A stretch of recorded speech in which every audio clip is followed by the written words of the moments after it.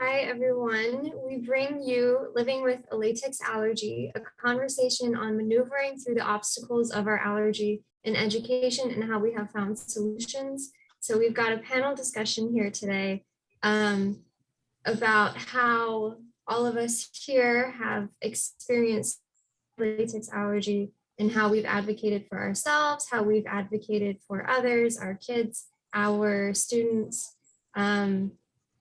In conversation, in friendship. So yeah, we hope that anybody watching can, get something out of this. Right. Can we go to the next slide? And a disclaimer, none of us are doctors or experts on anything we are speaking on. We are speaking solely to our personal experience. So anything that you hear us say, take it, I'm not sure if take it with a grain of salt is necessarily it, but make sure that you are doing your own research and confirming what we are saying, because again, we are not experts. We are only speaking to our experience. What else?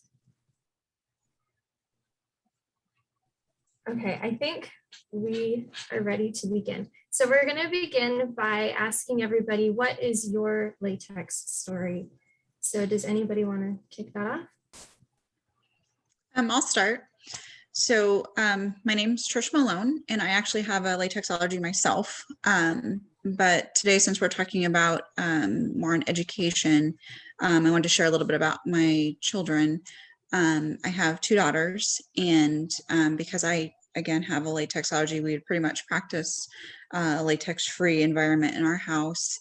And in my children's school, I was on the PTA, and so we made sure that there was no latex in our school environment either. And so felt pretty safe in what we were doing with our kids. The first time that my youngest daughter, who was in, I believe, 4th grade at the time, had a severe reaction. To this point, both of my daughters, I had one in 6th grade also, they'd had issues with, Band-Aids. If they wore a Band-Aid, they'd get a rash, or if they got a sticker from their teacher and it was on their hand, they'd get a rash from that. So we knew that they were at least sensitive to latex, and they had the possibility of having the full-blown allergy like I had, and I had airborne anaphylaxis. So we were cautious with them, but they hadn't really shown anything more beyond that. It was Red Ribbon Week at school, and the PTA had purchased the silicone wristbands for the kids to wear, and they were silicone. This should have been no problem. And the teacher in my younger daughter's classroom opened the bag at her desk, and as he opened the bag, she immediately had a problem breathing, and was sent to the nurse, and they said, what the heck is going on? And they called us, and we rushed her to the doctors, and the doctor said she's having a reaction, like this is an anaphylactic reaction, you guys. And we were just, what the heck is happening? And she said, well, with your history, this is probably latex, most likely is what's going on here. Come to find out, where we got the wristbands from stored these wristbands with latex balloons. And of course, the balloon dust was likely in the bag. We started with our school at that point and said, okay, well, we can't have any more latex in her classroom. Kept her out of school for a week while they deep cleaned the classroom and took out any latex stuff in the room, and then sent her back to school. Her first day back at school, they had a little assembly where kids from other classes were there. Latex eraser dust was, being used, kids next to her, and she immediately had another reaction. So just kind of kept accelerating her allergy. So since then, we've really had to just remove all latex from her environment. And she's now airborne reactive. Her sister, luckily, because we were experiencing this with her younger sister, everything we were doing for her younger sister, we did for her as well. We just knew that this was going to accelerate basically in the same path, and made sure that she was safe. She's had a little bit of airborne issue too, not as severe as her sister, but it went from, just the Band-Aid rash to being an airborne experience in, like I said, one exposure. So, we hear that every once in a while, it's kind of a horror story, but in my case, it didn't develop slowly. It was one exposure that did it. I'll go next. I've had a latex allergy officially diagnosed in 2002 when my son Michael was born. So he can tell you a little more about that. But in hindsight, I think that latex has been causing reactions for me from a long time before that. However, it was a month-long hospitalization before Michael was born, and having different types of medical equipment used on me every single day for a month, I think pushed me into anaphylaxis. So ever since then, of course, we've been on precautions. And I think I wish that I understood more about the progressive nature about latex allergy at that time, because I think I've progressed my allergy by not knowing that I shouldn't be anywhere near a balloon. I shouldn't be in a doctor's office that has latex, but not in my room. It's still in the office. Things like that. And I wish that I had protected Michael more when he was younger, even though our house is basically a latex safe zone. There have been some instances at school where Michael had been exposed either in PE or with balloons in the classroom, those kinds of things. And we weren't quite as worried about it as I think I should have been. So Michael was in a private school from kindergarten through 12th grade. And so they knew about it, but he wasn't officially diagnosed until high school. So they had pretty much, the nurse took care of it and let administrators know. But now that Michael's in college, it's become much more of an issue for him. And I'll let him speak to that. But it's one thing when your child is still in your home and you know that your home is a safe place. But when they go out to school, go away to school, especially college, it's much more difficult to navigate as a parent because they're an adult already and they have to take care of things on their own. So Michael does a great job of that though, and I'll turn it over to him to give you some ideas of what he does. Michael, you've got to I was unmute. muted. Thanks, Mom. So I'm Michael Russo. I'm a sophomore in college. And so, as my mom said, I was a junior in high school when I was officially diagnosed with my latex allergy. And fortunately, since then, I haven't really had severe reactions because all my life, we've been on strict avoidance of latex. Even more so as we learned more about latex allergy, the progressive nature, and how avoidance is so necessary and vital to staying safe and preventing reactions. And so at school, in high school, I didn't do PE. I was involved in music. I played the viola in orchestra, and I was also in theater. So I stayed away from sports equipment that were potentially latex. But even with that, there were instances like in my robotics club, there were latex gloves in the room that I was exposed to. And on Halloween, there was one year or a few years actually where people dressed up as a clown carrying balloons, and I had to inform the proper people at the school, and they were removed. But it was still a pretty scary situation because you never know what might get you to the point of anaphylaxis. So it's always just important to be careful. But for the most part, high school was as safe as an environment as it could be. Now that I'm in college, it has been a bigger challenge to stay safe. I was given the accommodations for my classes to, any equipment or supplies in the classroom that are needed would be latex free.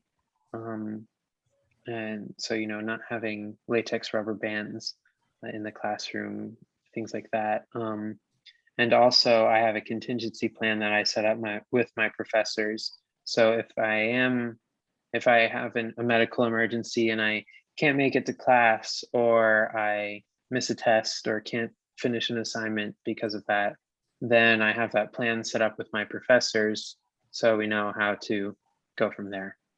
I was also given courtesy housing accommodations. Though I submitted like all of the paperwork that the school required, they did not think that requesting a single room and private bathroom was reasonable. And so they gave me a single room for my freshman year and this year, my sophomore year, out of courtesy because they had it available, but it was not considered an official accommodation. So I was fortunate to have that. And this year, I have a more private bathroom. I only share it with one person rather than 25. And then I've been struggling with going to particular events around campus. Like last week, there was a study abroad fair and I wanted to attend it, but I couldn't because there were balloons outside. And then also inside the conference center where it was being held. So it would not have been safe for me to go in there because I would have been exposed. And so, I've become very good at writing emails to inform everyone of this is what happened. It needs to be addressed so it's safe for me. But yeah, those are some of the challenges I faced since being diagnosed with my latex allergy. So I'm Anne-Marie, and my daughter has latex allergy. She was diagnosed at 2 years old. From the dentist, his gloved hand, prints were left on her face. We were fortunate because she was 2 and diagnosed right away that we knew, we were told to stay away from balloons and rubber bands and latex gloves, but that's the extent of the knowledge we had at that time. As she progressed, as far as with the schools and that, she went to private school for up to 6th grade, and we didn't have 504s for that. It's just accommodations where I would write a letter saying what her reactions were to each teacher and talk to them before classes started to just explain the allergy. And then 7th and 8th grade, she went to a homeschool program where it was pretty organized and still had issues, but it was only with 14 kids, so it was easier to accommodate. And then our 504 accommodations, and that started in high school, where was challenging with the public health nurse. And it's always a progressive thing, and her allergy progressed from 8 years old going to the orthodontist, and each visit it progressed until she became anaphylactic. And I turn it over to her to share that part. Well, you should tell a little bit more of that.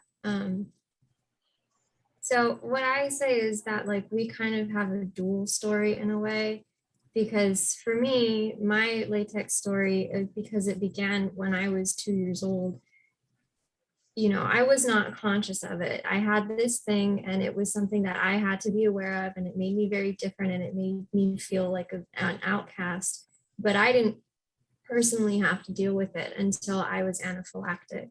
So when I had braces, the orthodontist had us in like an open room. I don't know if that's normal to do that or if that's just how he did it, but it was like 4 chairs in an open room. He used latex on everybody else, never washed his hands, which is disgusting in and of itself. And then would come to me and put on the non-latex gloves and do my braces. So from being in that environment with the latex being present but not worked on to me directly, it made my allergy progress to the point where one day when we were in the office, I had an allergic reaction while I was in the chair and had to be like rushed after the appointment immediately to urgent care because, you know, I couldn't breathe. So to me, that's kind of when my story begins because I was about 12 at the time. It was the first time I was really conscious of like, wow, this is a serious thing. And it's not just something that kids can make fun of me for. It's going to impact the rest of my life. And, you know, to be 12 years old and to have something that big happen to you, it's a life-changing moment and it's really terrifying. So since then, you know, with latex being progressive, yes, I've gotten worse. We've added a whole bunch of cross-reactive foods to the list. I carry an EpiPen now, but at the same time, I'm 22 years old. I've had this allergy for 20 years and I'm still here. I'm still fighting it every day. Like, you know, I'm not gonna roll over, so to speak. I'm gonna live my life as best that I can, even if it means having to send out the emails, having to, you know, and I think that you'll hear that from a lot of us here that like that's the essence of what we do is not rolling over, is fighting and writing the emails and trying to get people to care and trying to get accommodations. So if you're being newly diagnosed and hearing this, like it's not the end of the story, trust me. And I think we're going to talk about more about latex allergy in general next, correct? Yeah. So what might it look like? Kitty, you talked a little bit about, you know, what it looked like for you. I know for Kyla, my daughter, she will talk about, you know, that she gets like her throat is tingly. That's one of the first things she gets. I'll notice that her lips are swelling. I'll know, you know, I'll see that her, you know, her face is starting to swell. I'll see some visuals, but the first thing that she feels is my throat's tingly or my throat's itchy. That's the first clue to me. And, you know, somebody shared this graphic. I think Katie shared this graphic, and I think it's great because what kids might tell a parent is so different than what, you know, a nurse or a doctor might tell you to look out for. And as parents, you might not put 2 and 2 together a lot of the times when they say something's itchy or something's tingly or whatever. You think, oh God, did you eat something weird? Did you have something cold? Did you have something hot? You know, you're busy, you're doing a million things and you might not put 2 and 2 together. And I think this really helps. You have to stop and think when if they say something to you that something's different, as a parent, you need to really make those connections, because it could be the first sign of a reaction in your kid.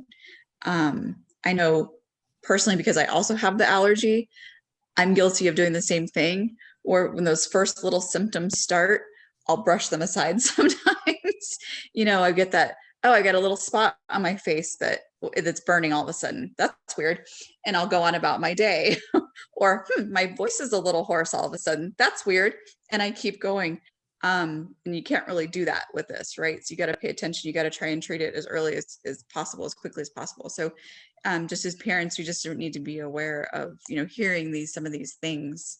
I don't know about you, Annie and Lisa, but, you know, reading these graphics, I was like, oh yeah, these make a lot of sense. Yeah, and touching on the graphic too, this is why I've done like training on how to use an EpiPen or how to administer an EpiPen in high schools and that. And I always kind of bring something like this because the first thing that anybody asks me personally when I have a reaction is, what does it feel like? And I'm like, I don't know, just like give me the Benadryl. Like, why are you asking me to think? So it's a good representation of like what happens. So there's kind of 4 basic like areas that are affected when you're allergic to something. So cardiovascular, your skin, your digestive system, or your respiratory system. And what happens in your body, right, is what the healthcare professional describes. But what it feels like is a lot of times what the kids say. And I mean, I think even for the adults here, like, you know, I'm tired, my heart is beating fast. I can identify with that. My tongue is itchy, my skin is hot and itchy, my mouth is burning. I want to throw up, my stomach hurts, something is in my throat feels thick, my mouth feels funny. And then, you know, all of the other ones on the other side too. Like, it's hard to describe it. And it's hard to identify it. Like, as Trish said, even with yourself, like I do that all the time too, where I'm like, it's nothing. It's just fine. I'm just getting sick. Yeah, like, you know, I've just been talking too much today or something like that. I know for me, one of the first things is that I'll lose my voice. Mhm. I start to get hoarse and I flush on one cheek.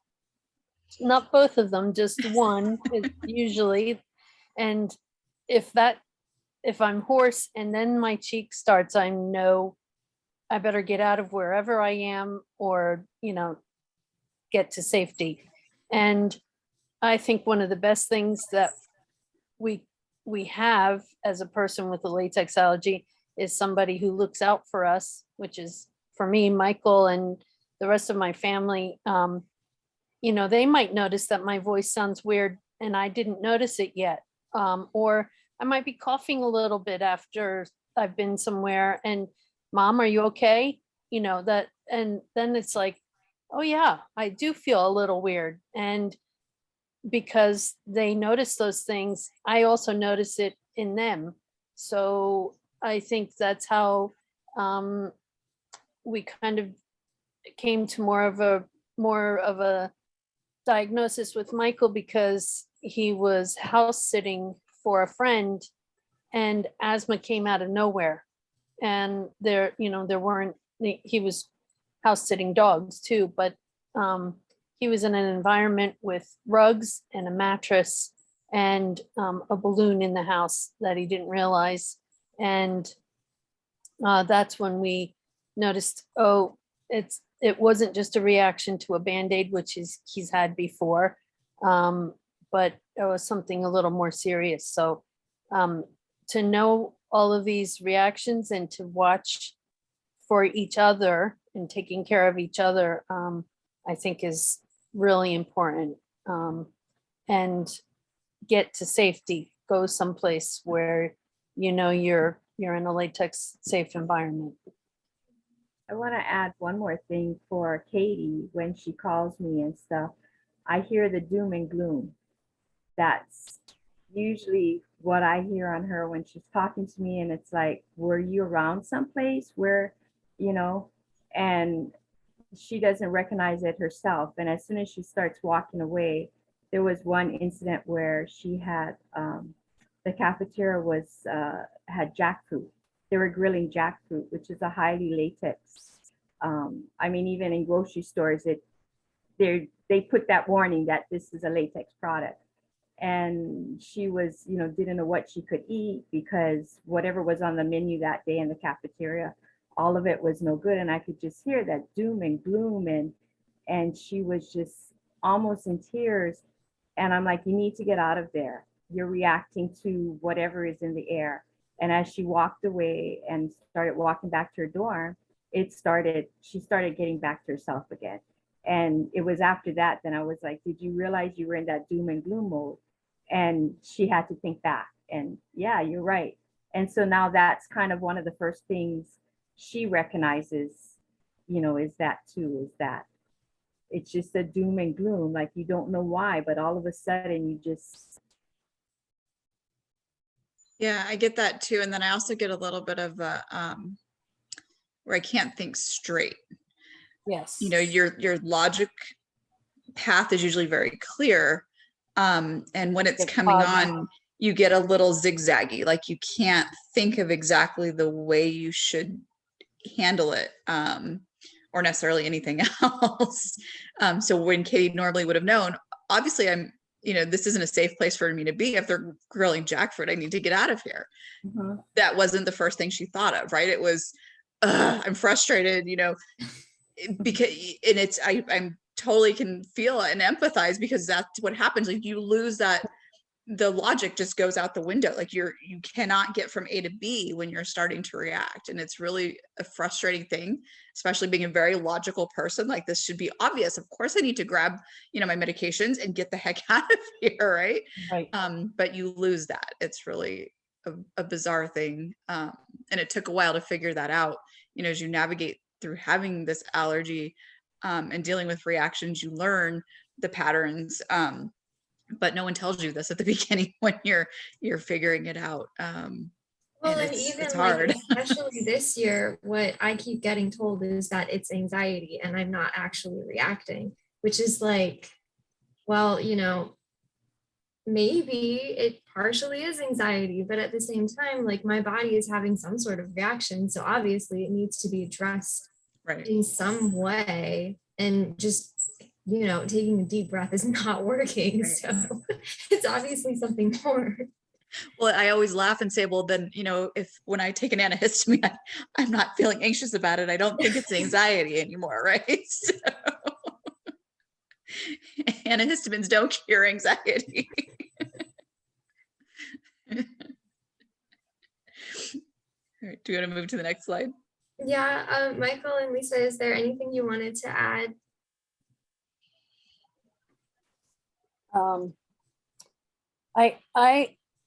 I think the one thing that bothers me the most right now is that it's one thing when it's happening to me, when I'm in a situation and I can, get to a safe place or whatever, but the level of frustration of trying to take care of Michael when, he's a grown adult now, and the school won't cooperate with me, and that I can't help make him safe, is that's an everyday thing that is really frustrating for me. So I wish there was something I could do, but I guess the best thing that I've done is tried to make him as much of an advocate for himself that he is for me. And, he knows what to do and where to go and who to talk to, whether they actually are answering or not. But he knows the steps to take to make his environment safer. And I'm lucky to have, great friends that are understanding, Mhm. and, they're always, they're always learning something. And, one of my friends is actually going to give a presentation next week in one of her classes for Latex Allergy, for Latex Allergy Awareness Week, just to do it. She doesn't have a latex allergy that she knows of, but from my spreading awareness about it and my condition, and so that they can kind of be my latex cop. That's what Mom calls me. Then that's just, so it was really cool to hear that she was going to do that. And so yeah, I'm just lucky to have a good friend group that is supportive and vigilant with me. That's awesome. All right, so how do you avoid latex in schools? So when my daughter was first diagnosed, I think, in my story, the erasers in that second exposure was our first kind of indication that, there's latex all over schools. And we hadn't really thought about that. When you're diagnosed, like Annie said, you're told to avoid balloons and gloves and kind of the bigger latex items. But you don't think about the fact that pencil erasers that are on every kid's desk could have latex in them. And of course there's rubber bands all over the place. And, sometimes the glues have latex in them, and the balls they play with at recess have latex or could have latex. So all of a sudden it got really overwhelming for us. and we had to go in and clear out Kyla's classroom that first week. Luckily, as Michael just said, you've got latex cops in your life, and my husband is my latex cop, and my family's now. but prior to that, all of us with latex allergy, I think, can smell latex, right? We know that smell, and your latex cops kind of tend to learn that smell too. So we sent him in the classroom at that point and said, hey, help us figure this out. So he was able to go in and hopefully root out all the latex in there. But we had to go figure out who do you talk to at companies to decide whether or not this cord on this device has latex or not. So that's kind of it becomes an art, I think. And you have to call companies, email companies, chat with them. Annie and Lisa, I'm sure you've made 1,000 different phone calls when your kids were growing up doing the same thing. And actually, recently we wanted to buy a pair of sneakers, I think it was. And so I called somebody, Michael emailed somebody, and my other son, Andy, chatted online with somebody, all from the same company, to see if we would all get the same answer. Because some people just brush off and say, oh no, we don't use latex. Yeah. But then they say the soles are made of rubber.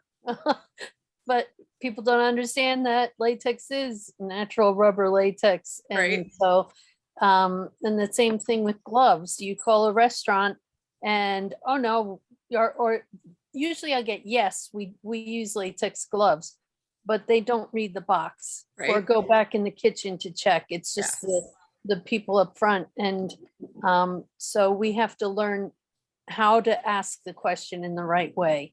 What's the language? Yeah. Another thing with question you ask. Well, I know sometimes when I ask about gloves, I get the response like, it's actually happened a few weeks ago. I wanted to get cookies from a local place, and they hadn't previously used latex gloves. They had latex balloons in the store, but they were separate from where the cookies were baked. And my dorm also, there are signs posted so that, no latex balloons are permitted in this building. So they shouldn't be brought in. But anyway, for calling them, I said, do you use latex gloves, or do you use a latex-free alternative like nitrile, vinyl, or plastic? And she went and checked, and they said, we can use something like vinyl or something. And I said, but do you have latex there as well? And she said, yes. So that cancels it out, because latex is still present in the environment, in the kitchen. Even if they don't use them on my cookies, it's still on the surfaces. It contaminates the kitchen. So I usually just have to follow up with that question. Like, if they say, we have this, I'm saying, I might just, follow up with like, there's no latex at all, just to make sure that it's absolutely safe. Yeah, also I'll usually do exactly the same thing. And so they say, we have nitrile, I'll say, and is that the only kind of glove that you use in your kitchen? Yes. And usually, I'll ask to speak to the restaurant manager. Of course, don't ever ask the hostess or, whoever's just answering the phone. You want somebody who actually knows what's going on. And I always say, I have an anaphylactic latex allergy. Like, I'm not just calling for fun, so that they know this isn't just, a question they can answer off the cuff. They really have to go look.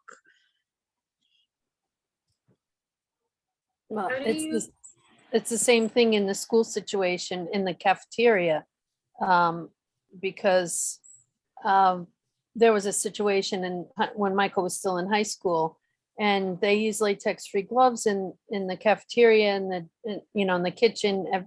Everything was okay. All their first aid kits were latex-free, but there was an event outside, and they were serving hot dogs, and one of the clubs was going to be handing out the hot dogs, and Michael got there and realized, oh my gosh, there's a box of latex gloves sitting there on the table. And, a parent or a teacher or somebody else had said, oh, we need gloves to hand out the hot dogs, and had picked up a box of latex gloves. That was an accident waiting to happen right there. And luckily he found it and got rid of it, and it was okay. But,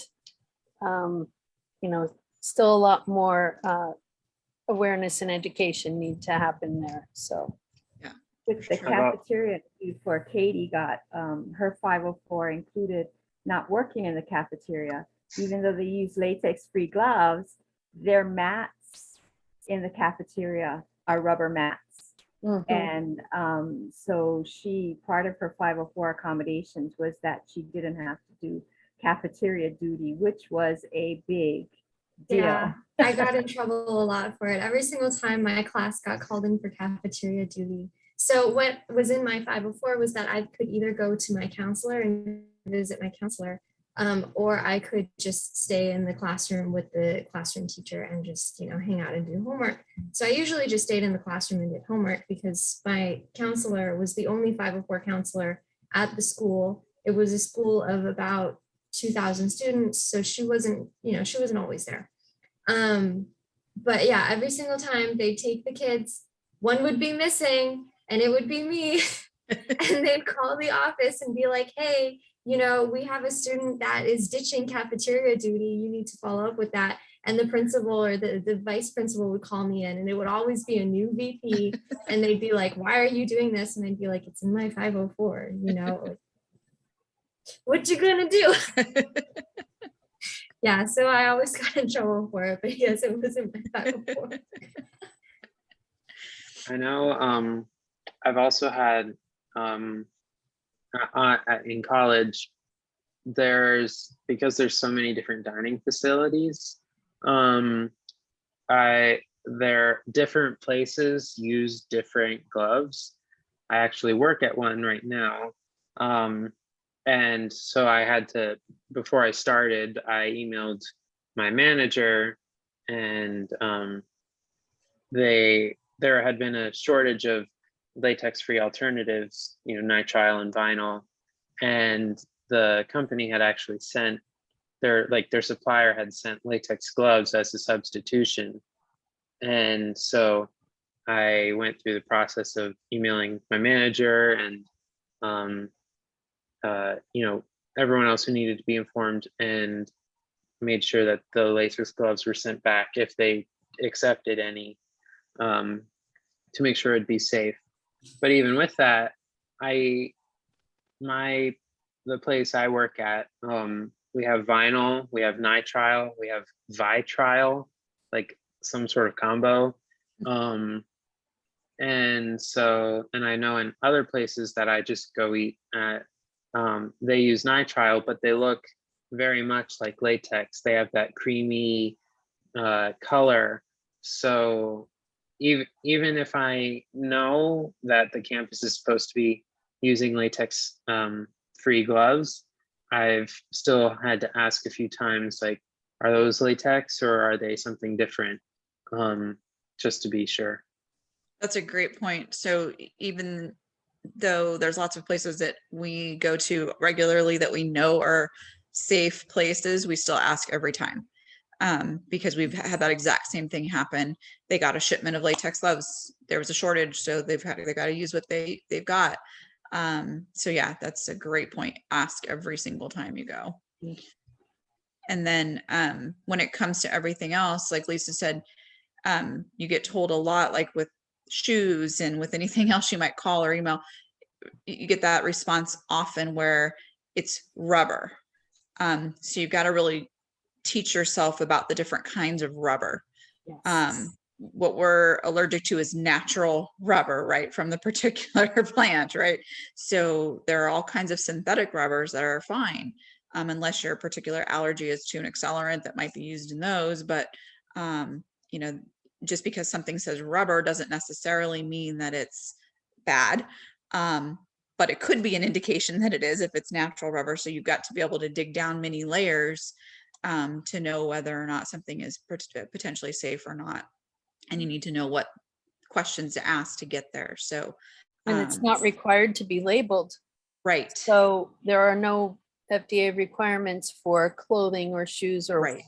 whatever you might be calling about, or food, Right.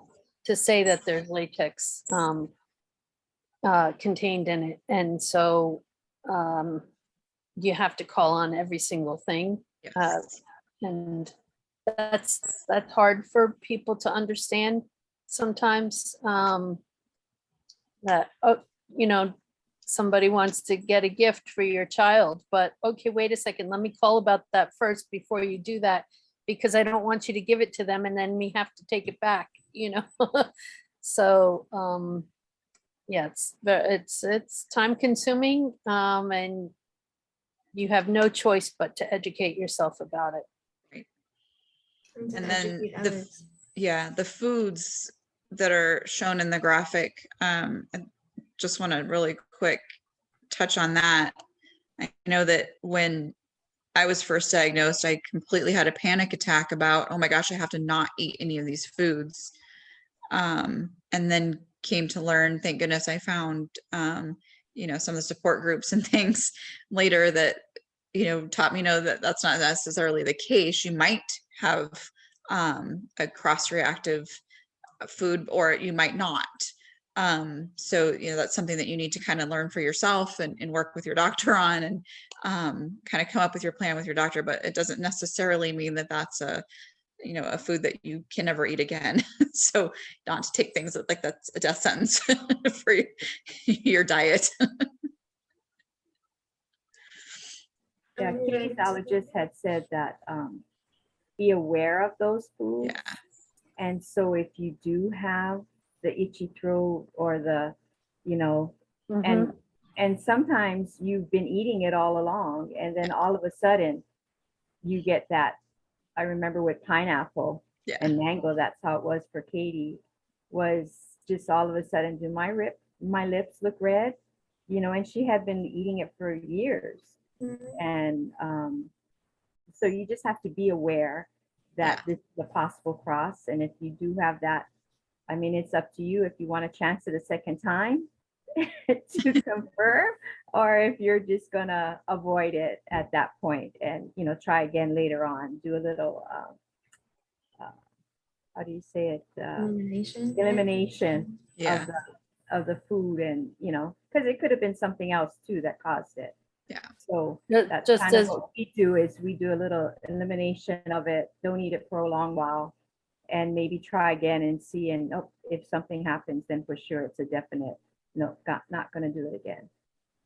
And the difference in whether it's an actual allergy or reaction to the food, or potentially the food had been touched by latex gloves. Like we were talking about celery one day, and you know, whether do I want to try it again to see if celery is still going to give me a reaction, or, you know, was it just a one-time thing that stalk of celery happened to be touched with gloves that gave me the actual reaction.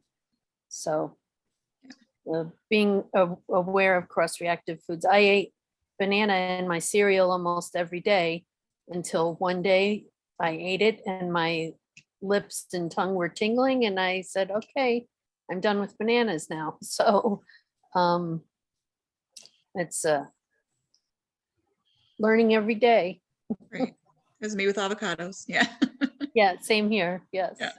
And another instance, you were saying how the like it could have been prepared with latex gloves or around them. It might not have actually been the food that was causing a reaction. We went to a restaurant that had balloons blown up all the time, and that was, you know, it wasn't. I mean, it was. We went there somewhat normally, but they didn't use latex gloves. So we thought the food would be safe. And this was before we had as much knowledge about how the allergy really works. And so that repeated exposure made mom feel not great. Even though the food was being handled safely, there was still latex in the air from all of the balloons in the restaurant. That particular restaurant was very good with food allergies, very responsive, and made sure that they did everything that they thought they were doing to make you safe food. However, the kitchen was open to the dining room where all the balloons were being blown up. Not only were they handing out balloons, but they were hanging from the ceiling in the lobby area where you first came in, and they blew up the balloons there. So I did not realize what a horrible situation that was for someone with a latex allergy, that their whole kitchen was contaminated because of the balloons that they blew up every day. So needless to say, we don't eat there anymore. But it caused reactions for me that I really had no idea why I was reacting. And, you wonder if there's some other situation and it's not really allergy related. So wishing I knew more then than I do now. So. We're gonna have to move on to the next question, or the next topic, I should say. So latex allergy accommodations. So I'm not sure if I'm supposed to take the lead on this, but I am a, there's like a fancy word for it, but I call myself a teacher in training because that's literally what I am. I'm going to school to become a teacher. I don't have the certificate yet, but I have all of the credits to be teaching except for the actual practicum experience because COVID has, taken a lot of our in the classroom experience out of the experience. So we're slowly putting that back in. So as far as accommodations, when you have any sort of thing that needs accommodating, any sort of disability, what you're looking for is an IEP or a 504. An IEP is an individualized education plan, and a 504 is through the Vocational Rehabilitation Act of 1973. It's linked with the Americans with Disabilities Act, and it grants a wide range of accommodations through the school system, basically.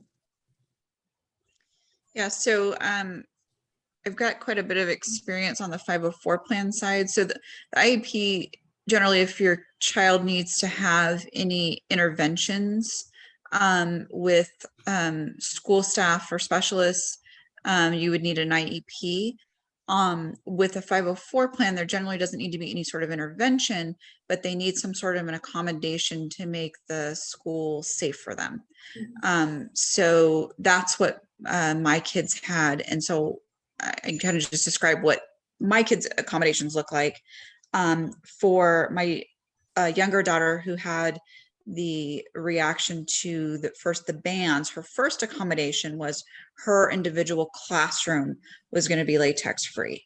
So that meant no rubber bands, no erasers, there wouldn't be any balls, that sort of thing would all be removed from the classroom. So whatever we could identify that had latex in it would be out of her room. Of course, that went away pretty quickly when she came back after that first weekend. We figured out that having an assembly with other kids in her grade level was also a problem. So we worked with the administration and the teachers and determined that we needed to broaden that 504 plan to include the upper grades because they would all have assemblies at the same time.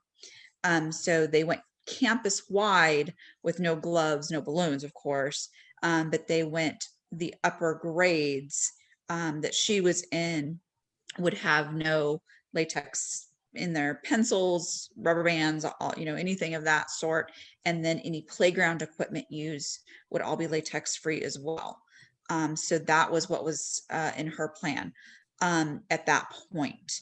Of course, the nurse's office all had to be latex safe as well. So the Band-Aids that were there, any gloves that were there had to be latex safe. We had her medications because of course she had EpiPens and she had Benadryl and all of that, you know, we had to work with the nurse's office. That was all included in her 504 plan. She also was able to self-carry. So that had to be addressed in her 504 plan. She had her medication on her.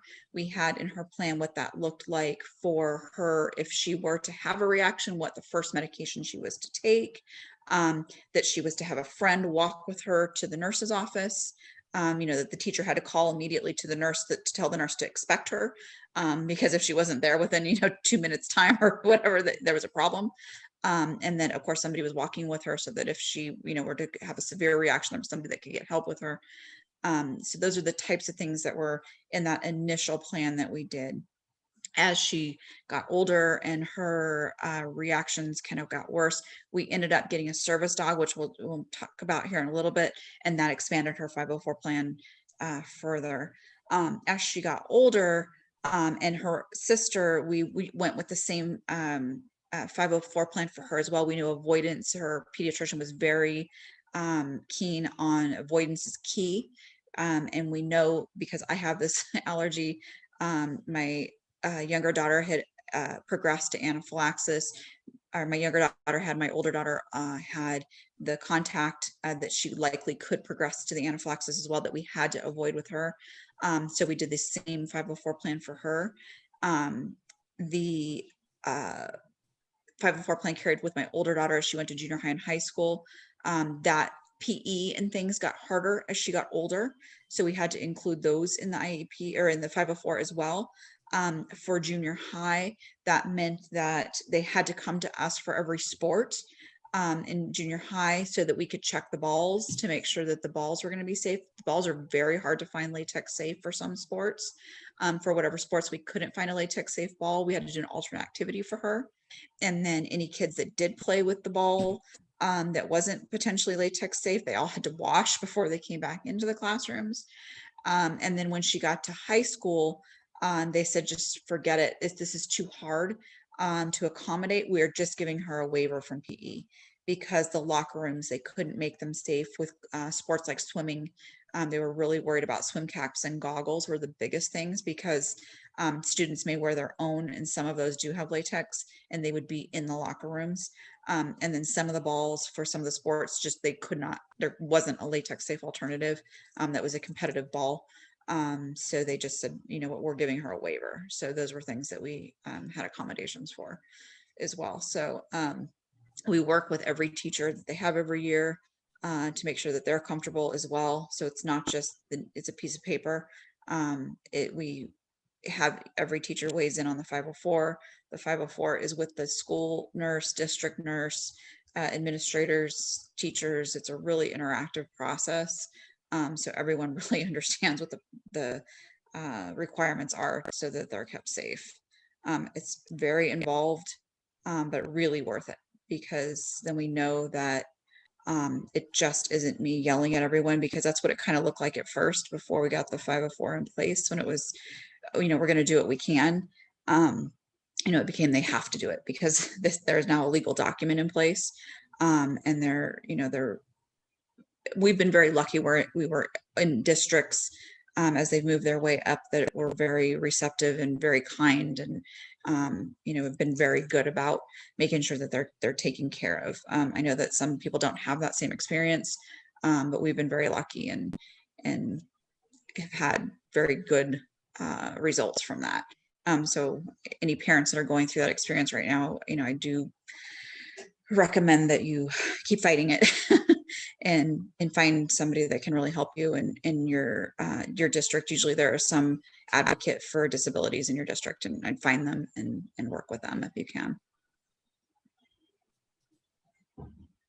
My spiel, my soapbox.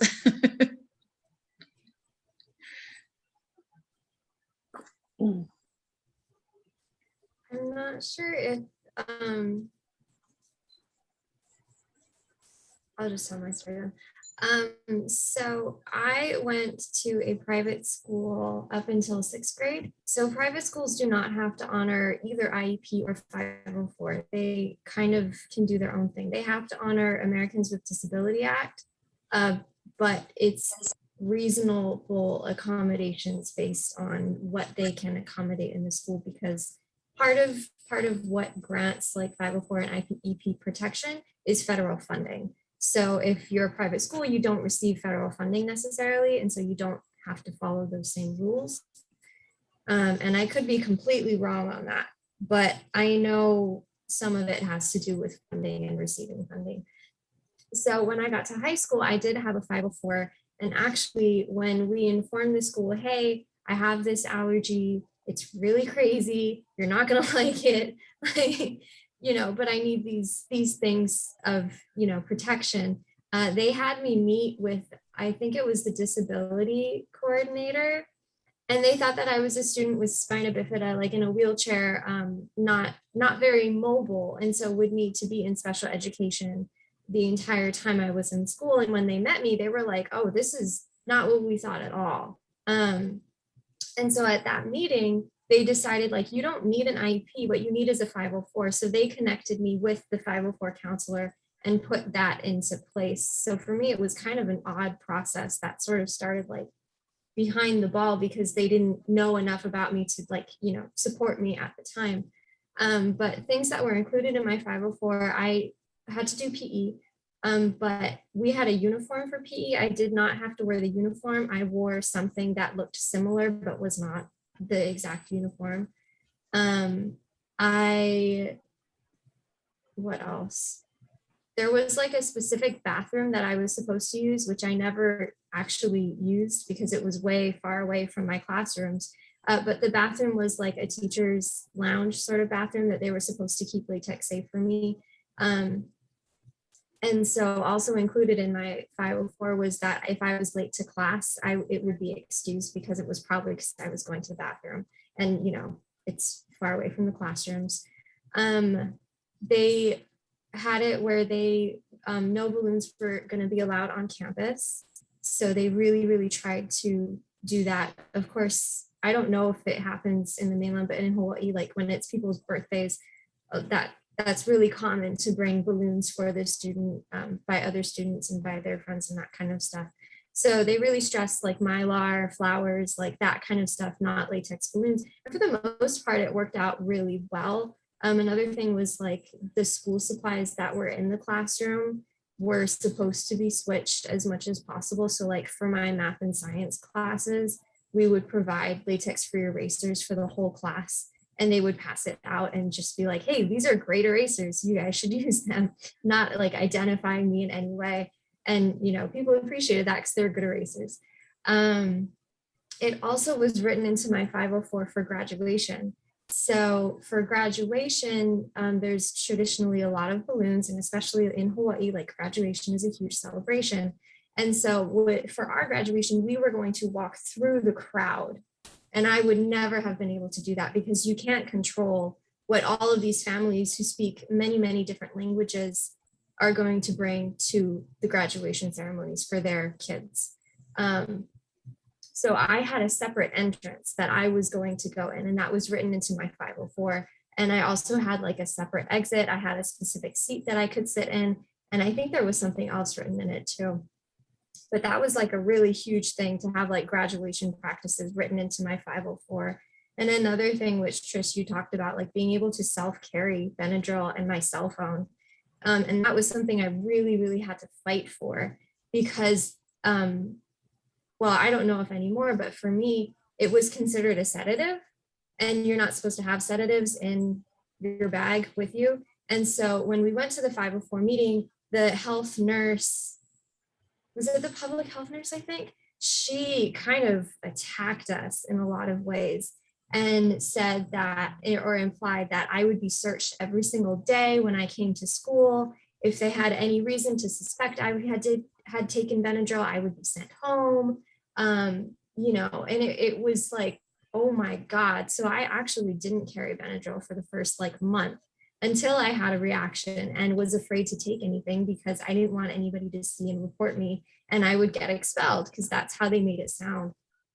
And the principal called me in after that and was like, that is never happening again. I don't care what is in your 504. You are carrying Benadryl and you are going to take it. And if anybody questions you, you come to my office. And so having the principal, shout out to Bruce Anderson, woo woo.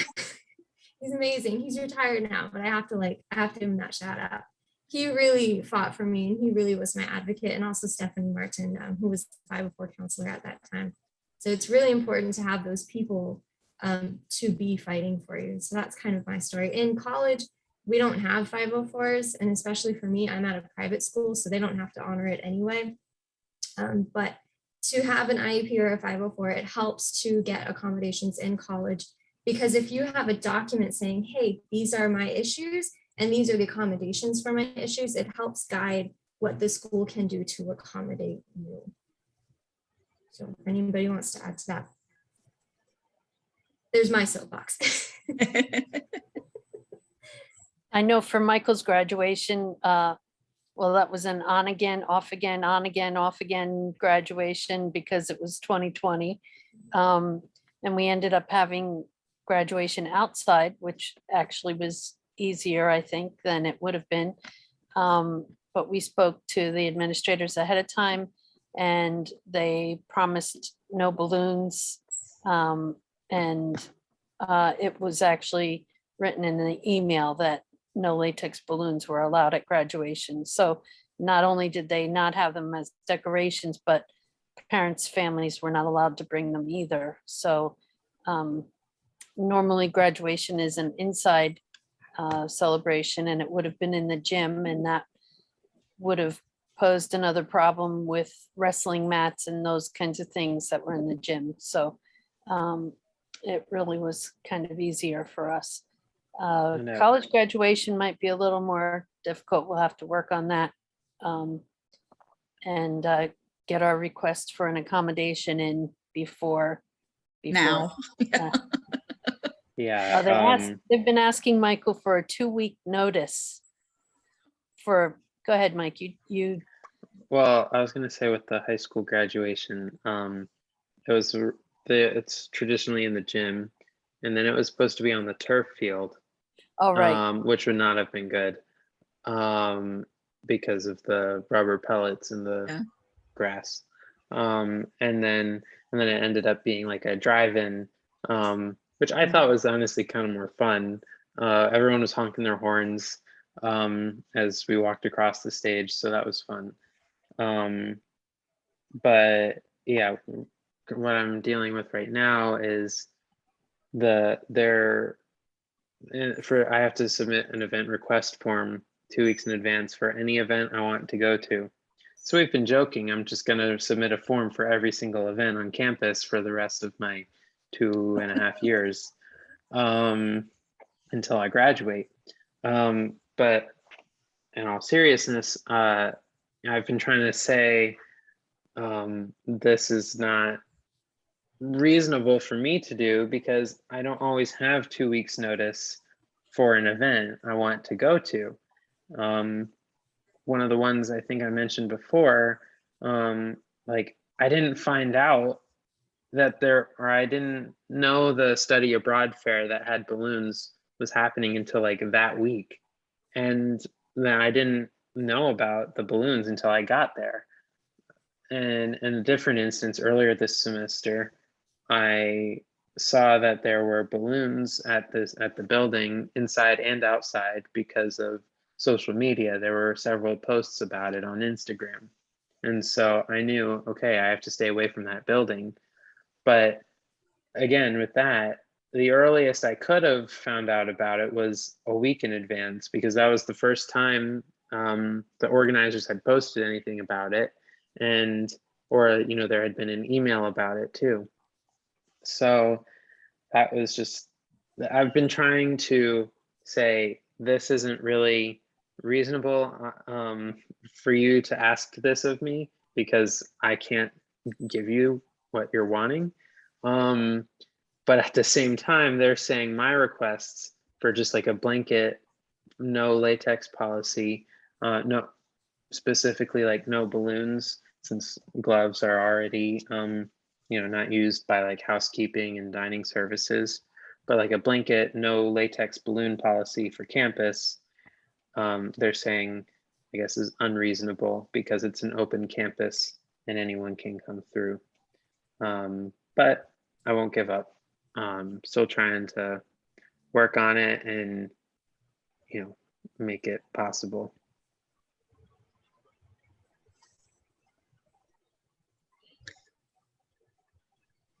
I think I we, have a note from my mother. My dad is making lunch right now, so she can't talk. She says talk about having safe food in the dorm. So this is kind of with the latex crosses and that. But for me, my experience, well, this year is interesting because I was supposed to have a plan, some sort of plan, not a 504, but something with a list of accommodations that I would have, if there's latex on campus or if I have any sort of reaction. I have one for classes. So in that includes like if we're doing a project and it includes something with latex. So say we're in a science class and it's a lab with balloons, for me, I wouldn't be able to do it. And so I would get credit for the assignment or get like, an augmented assignment of some kind. Or if I had a reaction and I needed to be out of school, would also be included in that, to have some sort of way to make up the time or something like that. And so I have that. But what I'm learning now is now 5 years after I started college, the plan of what do I do if there's latex on campus? What do I do if I have a reaction is gone. So we got a bunch of new administration come in recently, and disability support is the same that it's been for many, many years. The person in disability support contacted them and was like, hey, we have this student, there's the plan, right? And they were like, what plan? What student? We have no idea what you're talking about. It's week 6. I've had a reaction every single week since week 1. Now calming down, so knock on wood, it's getting better. But after 3 weeks of nonstop reactions, contacting them and being like, hey, this is a problem. And now you're giving me the runaround because when there's balloons on campus, I'm contacting the people myself and I'm not getting a response, which I'm sure Michael can completely relate to. So there has to be a better way to do this. And to get the response of like, there's no plan is really frustrating. But it's a private school and they can kind of do what they want. So right now we're in the system of setting it up. But the note from my mother is to talk about the food in the cafeteria. So partially from the latex allergy is the latex food cross syndrome. And I don't really want to say like what exactly it is, but there's a list, there's a whole list. And, because each exposure gets worse with each exposure that I have, and the older that I get, the more foods get crossed off my list as well, which is something I'm, Trish, I think you're trying to talk, but you're muted.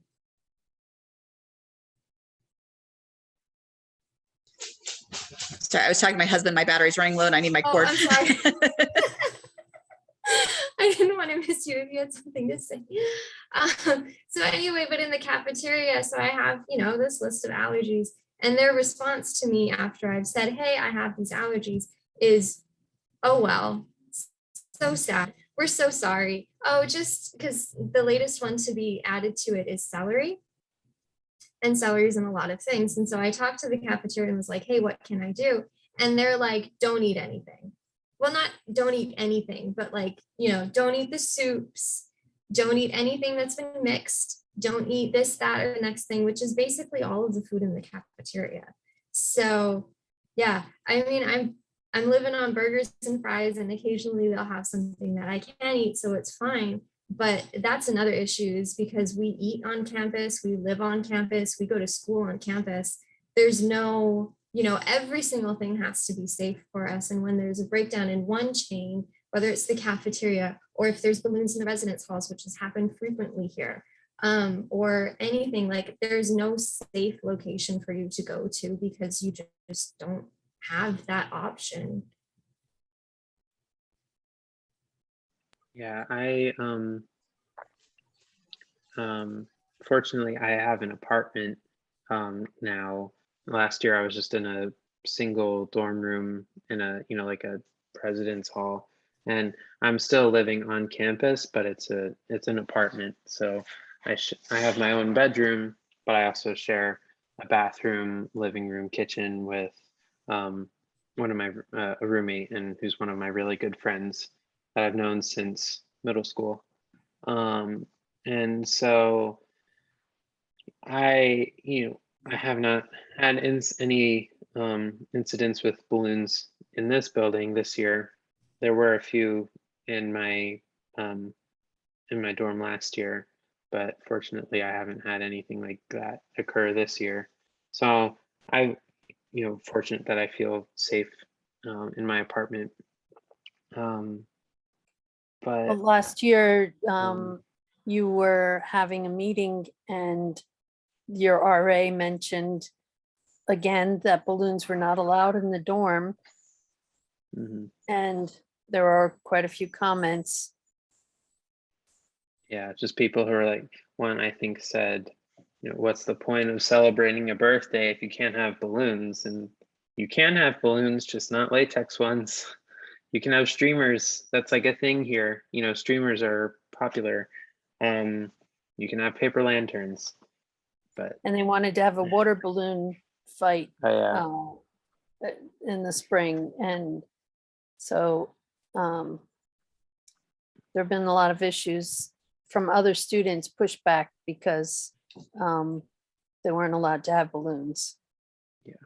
And then it happened in the dining hall that there were balloons the one time last year. It was a Mardi Gras event, and dining services had outsourced their like decorations and got like a balloon kind of like Arch. display, and they had like fun stuff like hats and beads to wear to take pictures, but it's latex balloons. So, and it was at the dining hall across from my dorm where I usually would eat. But that was another case where I saw it on social media first, sent some emails, it was taken care of, and I went somewhere else to eat that night.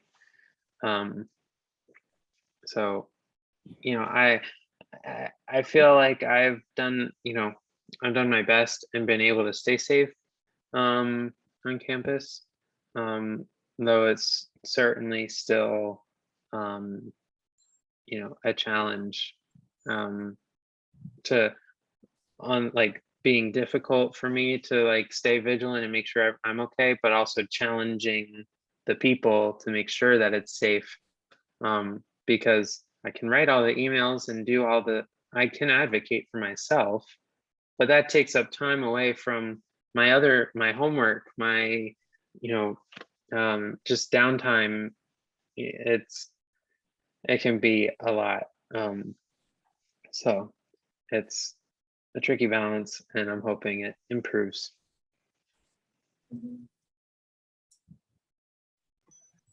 For younger kids, I know that when my kids would have classroom parties or things like that, there was a lot of work that I would have to do ahead of time to make sure I contacted all the parents or the teacher, who was bringing what,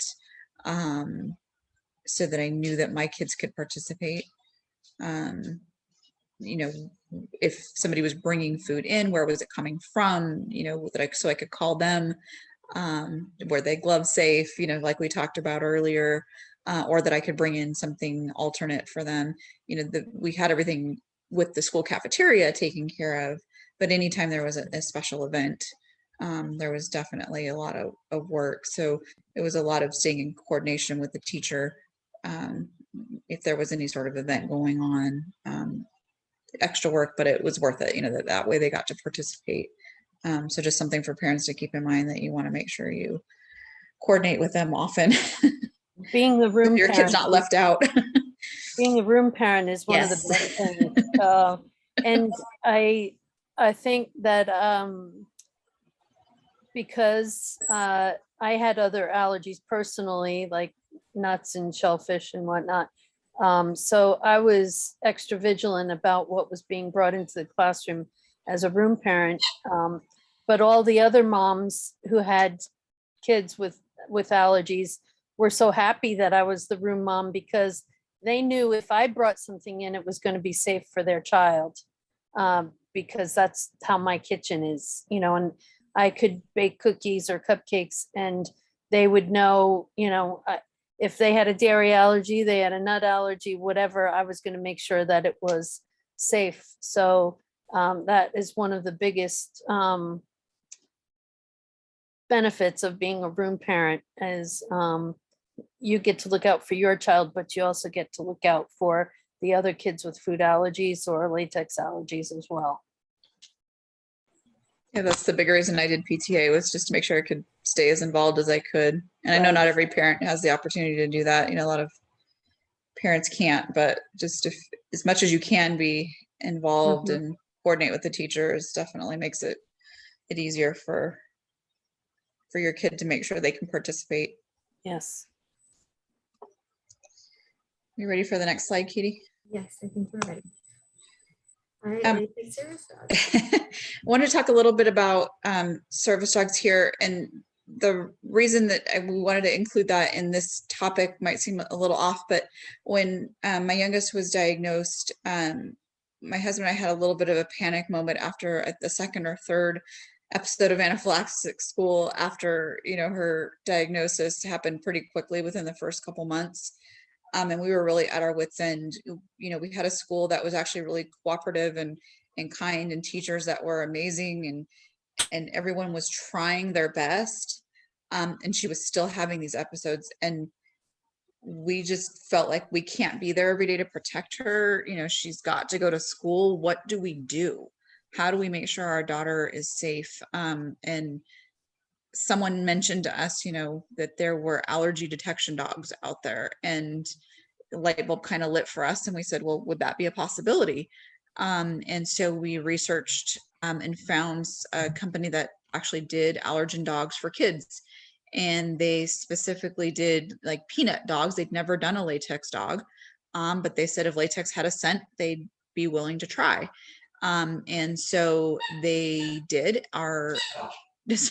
The dogs are in the background squeaking a ball. I apologize if you can hear that, but they do live here. So they were willing to try. And so they actually trained their first latex dog for us. And they were just delighted with the process, because the dog that they picked, her name's Nani. She's amazing. She's almost 6 now. She was picked because she was the only dog, and they tried a few different litters before they picked her. She's a yellow lab, and they took a latex glove, and she was like, what is that? I'm interested in that. And so they picked Nani to be our dog and trained her from the time that, you know, they got her from her litter. And they really made it a game for her to find, you know, the latex. And she's the most amazing dog on the planet. And my daughter was, I think in 5th grade, about almost to the end of her 5th grade year, when she got Nani. And Nani's been going to school with her and has been her teacher's favorite student almost every year since. And it's been a great thing for our family. And I just wanted to, you know, let other parents know that is an option that can be out there. Do your research, though. I really want to make sure that parents know that there is not a like silver bullet cure with a service dog. It is a great thing to look into, but it is also a lot. So what Nani can do for my daughter is she can go into the classroom and look for latex in the classroom. So we have a command with her that is a find it. So she's on lead and she goes in and looks around and tells us whether there's latex, which is amazing. We can also have her do what's called a check it. And she can look at an item or smell an item. She doesn't do it with her eyes, she does it with her nose, and tell us whether or not that item has latex in it. So it's great at school. She can check pencils and erasers and things that other kids have, or that, you know, we're at the store if we want to buy something, or, you know, even during COVID when we weren't going anywhere, it's fantastic. We have stuff shipped in and we're like, hey, check this out. Let us know, is this okay or not okay? So, you know, they're fantastic things. She also is if we're just walking around, she lets us know if there's a balloon coming. My daughters have both participated in county science fairs. And we've been able to kind of, nope, we can't walk down that aisle because there's a project down there that is dangerous for you guys, and she will stop us from going that way. So, she does some incredible things for our family. She has saved my kid's life more times than I can probably count. But my daughter also, has had to deal with a lot of things normal kids don't have to deal with by having a dog stuck to her, right? So she's got, basically I describe it as she has to take a toddler everywhere she goes. So, she's got to always worry about, is there somewhere that Nani can go to the bathroom? Is there, somewhere where I can put her underneath the table? She can't just easily go out with friends, and that sort of thing is impacted as well. So there's a social impact having a service dog has on a kid that you may not, really consider when, you're looking at that as an option. So if it's something that you are considering, I would highly recommend finding a service dog team in your area, especially one with a child if you can, and talk to them and shadow them if they'll let you. I know I'd be happy to do that for anybody in my area. It's an awesome thing. It's a big responsibility too. So make sure you know what you're getting into, but they are pretty amazing. The requirements for getting a service dog though are that you have a disability. So the definition of a disability is an ADA definition. It is not just you have a latex allergy. It actually has to be a life altering disability. So you can't just have a Band-Aid rash, it has to be an anaphylactic allergy. And so that, has to meet that ADA definition. And a service dog just isn't your pet dog, right? So this is a dog that's undergone an extensive amount of training, not just training for detecting allergens, but also task training for public access training as well. So it's a lot to have a dog that is ready to actually work in public. You can find dogs that are trained by their owners. It wasn't something I was willing to do or able to do. I'm not a dog trainer. So we actually went through an organization that trained our dog. They're very expensive. So that's another thing that you have to consider is not only, do they cost tens of thousands of dollars to get, but then, there are vet bills and there are, things that go along with, keeping a dog healthy and happy and, alive for a very long time, you're hoping, but even in that they don't get to work their entire life, right? So you only have a limited time with them that they actually get to work, because you've got to make sure that they're only working during their healthy years, not their old age. So things to think about. If anybody has any specific questions about service dogs, I'd be happy to talk to anybody. So my email address I can include maybe in the notes here. Whenever these get posted, we can include that in there. And then a little bit of follow-up information for service dogs here, just so that people understand what a service dog is and what it isn't.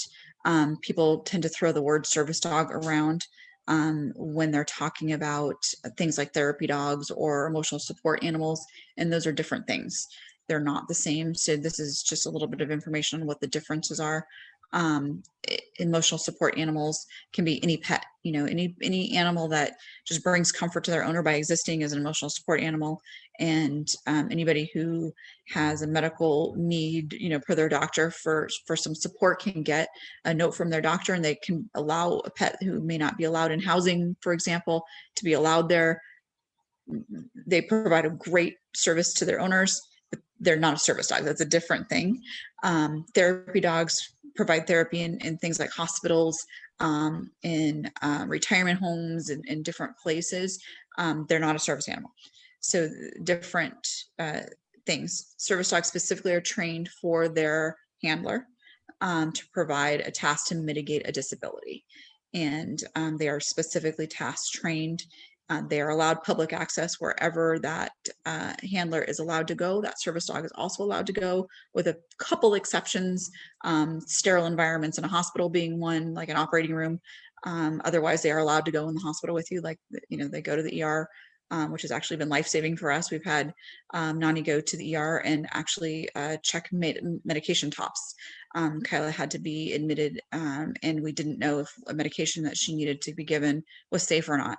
And it was the middle of the night, and there was nothing available online that we could find that would tell us whether or not it was safe, but we could have Nani sniff the cap, and we knew it was safe to give her that drug. So it was pretty amazing. And so she was allowed access there. The only other places like she couldn't go, like at a zoo where it could be detrimental to those animals, would be a place that she's not allowed to go. But for the most part, anywhere we can go, she can go. She flies with us anywhere we travel. She travels too. So a little bit of info there. Again, if anybody else is interested in learning more, I'm happy to share info. So thanks for letting me talk about that. Anything about dogs, I'm like, yes, please. If we could see them, I'd be so happy. but All I the don't know. Yeah. dogs. Nani, where are you at? Come here, Nuns. Nani, come. Come here, Nuns. Yep. This is Nani. Mommy. She takes out my computer. Sorry. I know. We also adopted a failed service dog over here. He didn't make it through the program, but he was a epilepsy detection dog that we fostered for a while. And when he didn't make it, we adopted him. So. Oh, no, that's so cool. All right. What is something you wish you had known about latex allergy? Who wants to take that one away? I think I touched on it before, but I did not understand how progressive in nature the allergy is. And I would have done more to protect myself and Michael when we first found out. And I think a lot of healthcare professionals that I've gone to do not understand that as well. So really didn't give me any warning. And that was one of the issues that I had with it. Kind of came about that restaurant that we had talked about with the balloons, and that I thought I was doing the right thing by going there because the kitchen staff was so accommodating in the kitchen. But they did not know that their food was contaminated with latex either. Even though they weren't using latex gloves, the balloons were there. So I think that caused a lot of unnecessary testing and doctor's appointments and things because we were trying to figure out why I was having these symptoms, and it all came down to latex exposure. So if everybody understood that it's progressive and took more care to protect themselves from exposure, we'd all be in a better situation. I think also it's important to also say that latex is an airborne pathogen. Yes. I don't think any of us really realized that in the beginning. When you go to the doctor, when they first diagnose you, they usually say it's contact. It's people think that you can just cover the latex or not touch it and you'll be okay. And I think even if your allergy is progressive, you still have that with the doctors and the dentists and wherever you go and you talk about it. It's to explain that it's an airborne pathogen. That is like one of the big keys to keeping you safe, because like you say, you see the balloons from a distance, oh, it may be okay, but then again, it may not. And everybody is different with their allergy. That's another thing I think is important, is that no person with a latex allergy has the same symptoms, the same reactions to what they react to. There's different levels of it. What may be okay for one person with a latex allergy is not going to be okay for the next person. So it's the understanding of caring for each other, and that you need people to help you. You can't do it alone. And that's also important, that You know, you can't just sit there and not tell anybody you have a latex allergy and deal with it yourself, because you can't go out there and move those balloons. You're going to have to get somebody else to move them for you.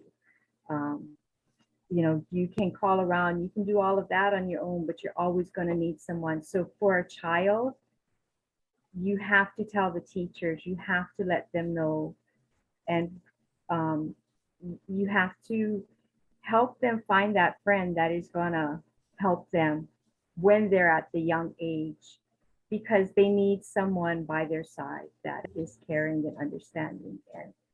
And some, you know, I was told once that kids are the best educators.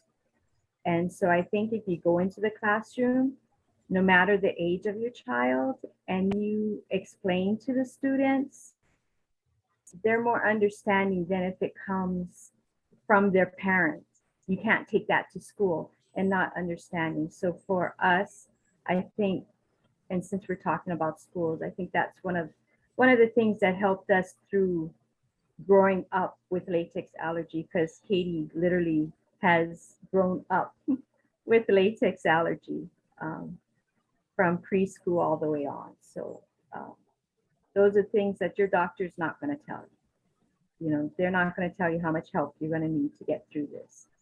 It's your family can't do it alone. You need everybody around you to help you. I wish I had known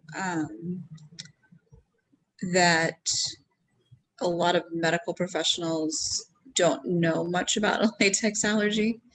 You know, I get told all the time, there's no latex in medicine anymore. We don't use latex anymore. That, you know, I'm sure you all hear that same thing.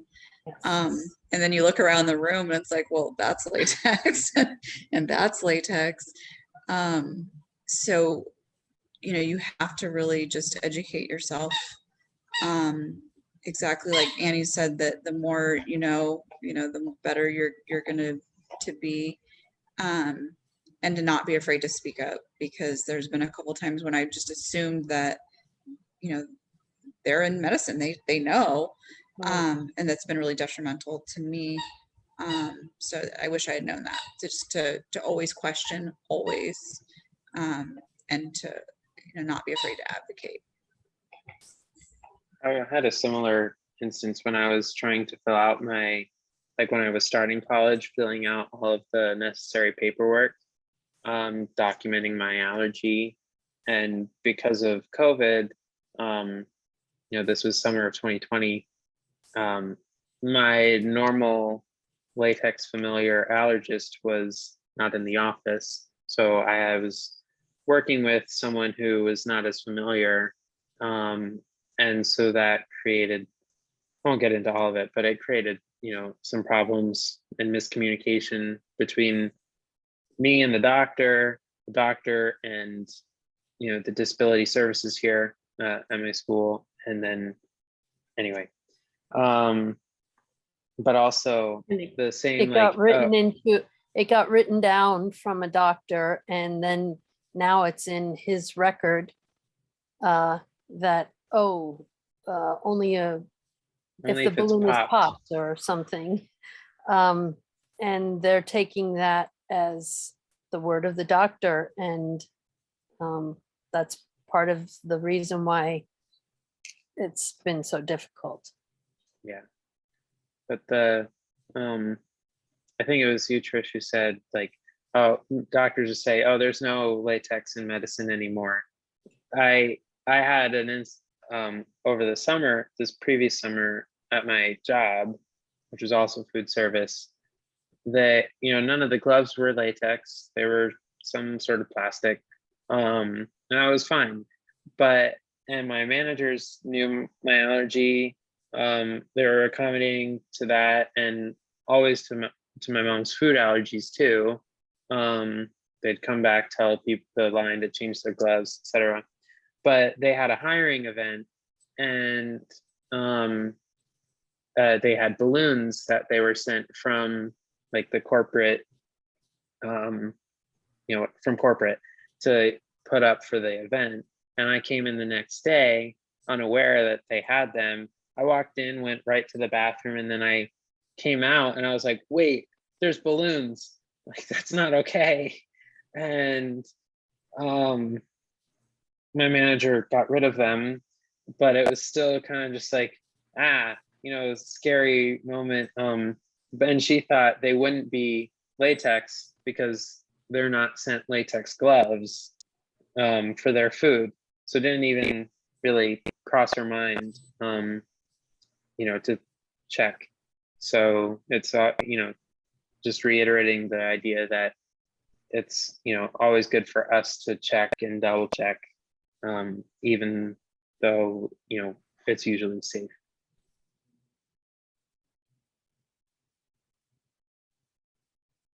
I honestly struggled with this question when I've thought about it for a whole week. What is something I wish I would have known? Because I feel like everybody else kind of touches on a lot of really important things that are important to know. And for me, growing up with it, I didn't have to deal with it because it was my mom who dealt with it for me because I was too young to even understand it.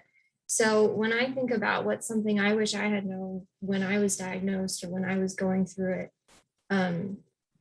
really hard when I was like from 12 to 14, I was so depressed. I was so paranoid. I had obsessive compulsions. Like I really did. I had like counts of how many times I had to wash my hands. I had certain chairs that I, allowed myself to sit on, and, certain clothes, like it was dangerous for my mental health and my physical health at that time. And, none of us really knew what to do about it. So when I think about what's something I wish I would have known, I wish I would have known that other people were going through it. Because at the time, I was the only kid I knew who had a latex allergy. I was the only person I knew who had a latex allergy. And, I wish that at that time I had known that there were others to just talk to, because once I connected with people, it was like, oh, there's this community of support that, yeah, okay, maybe the doctors don't understand it.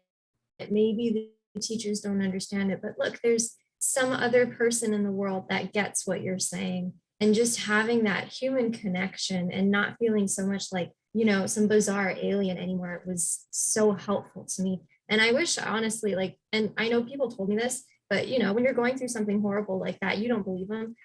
It gets better. It doesn't get better in the sense that your allergy doesn't get better, it doesn't go away. But those feelings of struggle, those feelings of like, I can't get through this. Yes, you can. I think all of us here are living proof that yes, you can. And it takes a lot of effort. Some days are much better than others. Yes, we are constantly emailing people. We're constantly getting brushed off. But at the same time, we have a support system. We have friends, we have family, we have people that we can go to and seek help. So that's something I wish I would have known, is that yes, you are not alone. And yes, you can make it through this and you can have a life. It might not be a normal life, but you can have a life. Thanks, Michael. Really good point, Katie. Really good. Yeah, no, I love that, because it's still a great life. It's maybe Yes. not what you originally intended, and maybe not as easy as you planned, but I love that point. Just a different life. Yeah. Just a different life. Yeah. It sure makes you appreciate the people who do support you, like all of you, and all of your friends who, go out of their way to make sure that they don't have balloons at their events, or they make sure that they call the caterer to find out what kind of gloves they use for an event, and that they make something without nuts and shellfish in it, because you've ended up with those allergies as well. So it really makes you appreciate those special people who take care of you. Yeah. I mean, my roommate just came home a little bit ago, and she had to get a Band-Aid at work, and realized it was she didn't think it was a latex-free Band-Aid, so she took it off before she came in, so that it wouldn't be brought in the apartment. So that's just one of those people that get it and care about it. I think also that we learn something new every day. We support groups are really, really great. There's several on Facebook. And you just have to think about it. Remember that latex allergy is different for every person, but there's always going to be somebody there that may share a similar experience as you, and some that it's like more extreme than what you have. So try to remember not to get overwhelmed and just learn what you can. And it does it helps you gain your voice. I know for Katie, it helped her gain when I joined the support group and I could share things with her that other people were saying. And just the resources that are out there. There's so much more than there was when Katie was 2 years old. I mean, I didn't have a computer at that time. I didn't have, there's just so many people that have come forward now and shared their experience. And you can Google it. The Spina Bifida has their site. And when you go to doctors and with a child, they're like, well, she doesn't have any surgical problems. She doesn't have, so why does she have a latex allergy? I mean, as she's gotten older, that's kind of been the issue. When she was a child, it was like the pediatrician understood it was no big deal. But as you get older, I think it's harder. And so the resources out there, whatever you can share with other people, and even sharing the links, the the Allergy and Asthma Network has a great thing on the Complete Guide to Latex Allergy. And there's different handouts, free downloads. And from we send that link to everybody. That email is what we share in all our, the link is shared in all the emails that we send out. And hopefully they'll get it. Sometimes we send specific articles that are in that to the teachers. Just make that packet, take it to school every year if you have to. And the education that you need to do is ongoing. It never stops. Sometimes it changes because you know a little bit more, so you can add more to it. So that binder gets thicker and thicker, and you just keep printing it out and sharing it wherever you go with family and friends and your workers. The journey never ends, but it gets easier with people along your side. All right, I think on that note, is that the last slide, or is there more?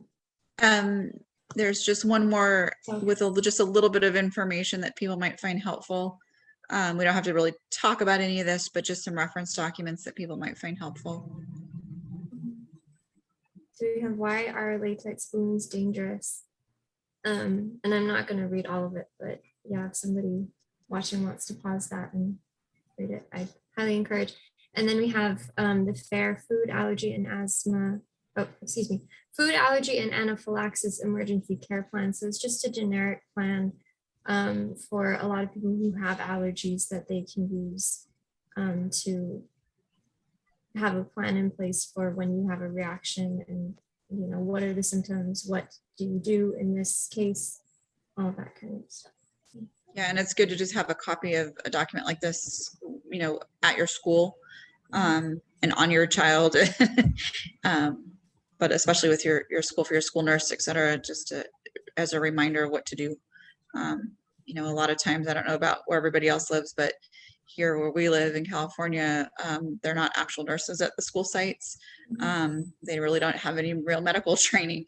So yes, they have EpiPen training in whatever small class that they got, but it's just nice to have this there to make sure that, they know what our child's specific plan is. And for Katie, our doctor had written a letter, and she carried that with her EpiPen along with her birth certificate, a copy of her birth certificate. And I just had it in a Ziploc bag, and she carried that everywhere she went in case we weren't there when something happened. She also has on her purse that that says where her EpiPen is. That's also an important thing for kids and for adults, you know, because a lot of times you are alone, and that's important that it's labeled. I carry that as well. My action plan and my inhaler, my Benadryl, my AviQ, epinephrine, and it's all in a easy to find bag in my purse, as well as a medical alert bracelet. Michael has a different one than I do, because he's too cool for a funky bracelet like this, but yeah, and Michael has also actually done presentations at his school explaining about EpiPens, latex allergy and EpiPens, so that everybody at school is aware of it. And so many people, once they hear about it and know why balloons are dangerous because of latex, they just never even heard of it before. So handing out that information, not just to the nurse and the cafeteria, but just in general to everyone in school, usually makes it a lot easier. Of course, there's always some situations that makes it more difficult, but in general, we've found the more awareness, the better the situation. Yep, education is the key to understanding and caring. Yeah, absolutely. I gotta get that in there. Yes. For sure. We can wrap up now since Annie got that in there, right? Yep. The end. All right, well, thank you all for being here. Thank you to everybody who might be watching this. We're gonna, wrap this up, but yeah, thank you all for being here. Thank you, Trish. Thank you, Lisa. Thank you, Mom. Thank you, Michael. Yeah, this was Everyone. Thank you. Thank you. you. It was a pleasure. Bye-bye. Bye.